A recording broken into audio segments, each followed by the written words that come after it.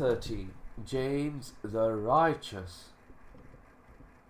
If James played so important a role in the events of the time, why do we know so little about him? Why has he been relegated to the status of a shadowy figure in the background? Those questions can be answered simply enough. Eisenman stresses that James, whether he was literally Jesus' brother or not, had known Jesus personally in a way that Paul never did. In his teachings, he was certainly closer to the source than Paul ever was, and his objectives and preoccupations were often at variance with Paul's, were sometimes indeed diametrically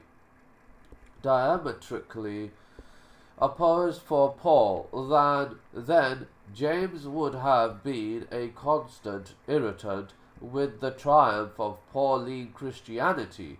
Therefore, James' significance, if it couldn't be obliterated completely, had at the very least to be diminished. Unlike a number of personalities in the New Testament, James does seem to have been an historical personage, and moreover one who played a more prominent role in the affairs of his time than is generally recognized. There is, in fact, a reasonable copious body of literature pertaining to James, even though most of it lies outside the canonical compilation of the New Testament. In the New Testament itself, James is mentioned in the Gospels as one of Jesus' brothers, though the context is generally vague or confusing, and has obviously been tampered with.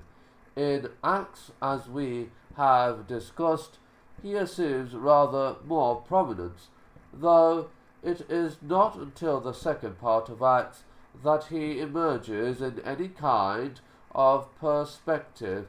Then, with Paul's letter to Galatians, he is clearly identified as the leader of the early church, who resides in Jerusalem and is attended by a council of elders. Apart from those that impinge on Paul, however, one learns little of his activities and even less about his personalities and biography. Neither is the letter of James in the New Testament of much value in this respect. The letter may indeed derive